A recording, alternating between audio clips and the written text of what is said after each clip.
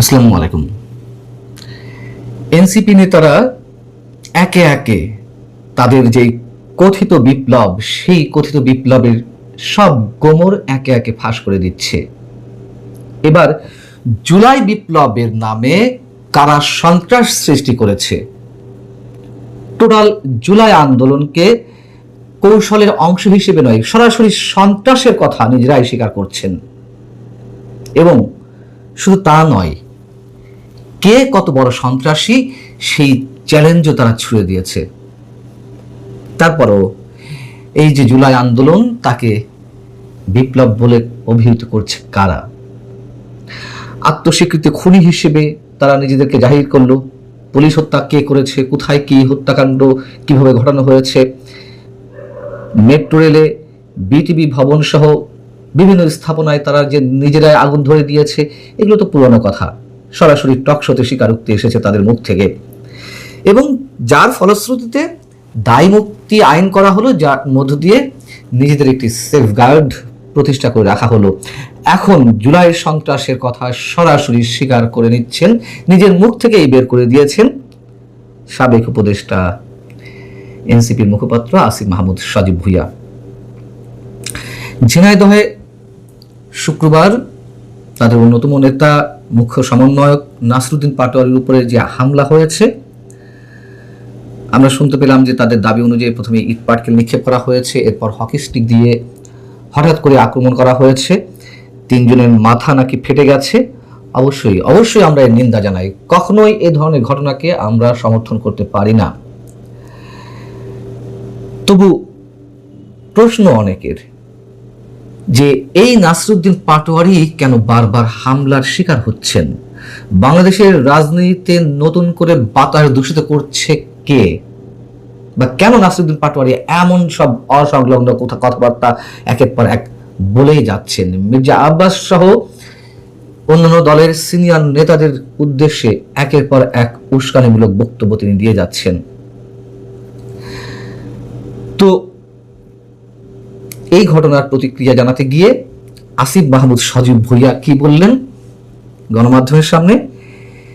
তিনি বললেন যে হামলায় জড়িত ব্যক্তিদের অবশ্যই শুক্রবার রাতের মধ্যে গ্রেপ্তার করতে হবে। যদি তা না করা হয়, বিএনপির উদ্দেশ্যে বলছেন, আপনাদের যদি ভায়োলেন্স বেছে নিতে হয়, সহিংসতা বেছে নিতে হয়, তাহলে আমাদেরকেও ভায়োলেন্স বেছে নিতে বাধ্য হতে হবে। ভালো কথা।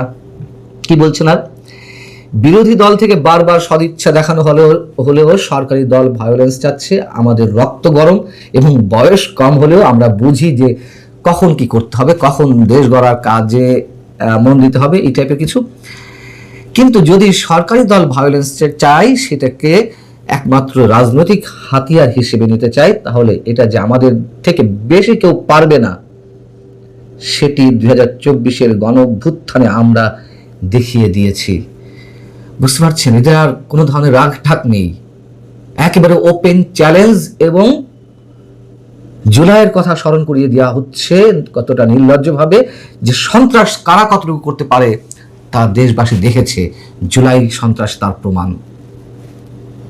আমরা এরপরও এটিকে বিপ্লব বলবো। আর কি বাকি রইল? তাহলে তো স্পষ্ট, জুলাই আন্দোলন বলেও কিছু নেই, এটি পুরো জুলাই সন্ত্রাস ছিল। সন্ত্রাস তারাই সৃষ্টি করেছে, সরকারের উপরে দোষারোপ করার চেষ্টা করেছে, সরকারকে বেকায়দায় ফেলতে চেয়েছে আওয়ামী সরকারকে, এবং আইন শৃঙ্খলা রক্ষা করার জন্য আওয়ামী সরকারের পুলিশ বাহিনীর সদস্যরা তারা তা নিয়ন্ত্রণ করতে গিয়ে তারাও আত্মরক্ষার্থে গুলি ছুড়েছে। তাতে হয়তো কেউ হত্যাকাণ্ডের শিকার হয়েছে। এর বাইরেও তো আমরা স্নাইপার রাইফেলের কথা জানি। আর তো কিছু বাকি থাকছে না। এবং এই আসিফ মাহমুদ সজীব ভুঁইয়ারা, নাহিদ ইসলামরা, সার্জিস আলমরা যে অস্ত্রের মহড়া দিতে পারে, শুধু অস্ত্রের মহড়া নয়, তার প্রয়োগও ঘটাতে পারে, তার উদাহরণও তো এই আসিফ মাহমুদ সজীব ভুঁইয়া। তার সেই বহুল আলোচিত ইন্টারভিউ টু টেলিভিশনে, যে 5 আগস্ট যদি আওয়ামী সরকারের পতন না ঘটতো, তাহলে আমরা সশস্ত্র বিপ্লবের প্রস্তুতি নিয়ে রেখেছিলাম। তো সেই সশস্ত্র বিপ্লবের প্রস্তুতি নিয়ে রাখা সেই অস্ত্রগুলো কোথায়? এখনো তো সেই অস্ত্রের সন্ধান পাওয়া গেল না। নিশ্চয়ই তাদের মজুদে আছে, নাকি কি বলবো আমরা? এবং ওই যে জুলাই আন্দোলনের সময় বা 5 আগস্ট পরবর্তী সময়ে দেশে যে 400টি থানা লুট করা হলো, অস্ত্রগুলো নিয়ে যাওয়া হলো, সেই অস্ত্রের কয়টি বা উদ্ধার করা হয়েছে? সেই অস্ত্রগুলো কাদের কাছে? আপনাদের নিশ্চয়ই মনে আছে যে গোপালগঞ্জে যখন এনসিপি নেতারা সমাবেশ করতে গেলেন, আওয়ামী লীগের নেতা কর্মীদের প্রতিরোধের মুখে পড়লেন এবং একটা সময় পুলিশ এবং সেনা সদস্যদের সঙ্গে আওয়ামী নেতা কর্মীদের যে সংঘর্ষ, সেই সময় পুলিশ কন্ট্রোল রুমে তৎকালীন স্বরাষ্ট্র উপদেষ্টার সঙ্গে এই আসিফ মোহাম্মদ সজীব ভুইয়া বসে থেকেই তো সব ধরনের নির্দেশনা দিচ্ছিলেন, কখন কাকে কিভাবে কি গুলি ছুটতে হবে, কখন কিভাবে অ্যাকশনে যেতে হবে। দেখেছে তো দেশবাসী এইসব ঘটনাও। তারা যে তাদের মুখোশ একটু একটু করে উন্মোচন করে আসছে, আর বাকি রইল কি? জুলাই আন্দোলনকারীদের অনেকে তো এখন এসে কথাও স্বীকার করছে না অকপটে যে সেই আন্দোলনের পেছনে এমন ভয়ঙ্কর যে ষড়যন্ত্র ছিল, যুক্তরাষ্ট্রের ডিপ স্টেটের খেলা ছিল, আন্দোলনের নামে লাশ ফেলার প্রতিযোগিতায় তারা মেতে উঠেছিল।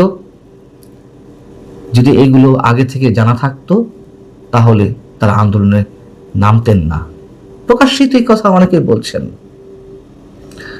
সবচেয়ে বড় কথা, সামনের দিনগুলোতে আমাদের জন্য কি ওয়েট করছে? ডিপ স্টেটের খেলা এখনো থামেনি, আমি বারবার বলে আসছি।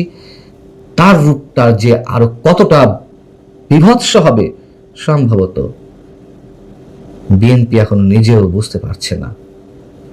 ভালো থাকুন সবাই, আল্লাহ হাফেজ।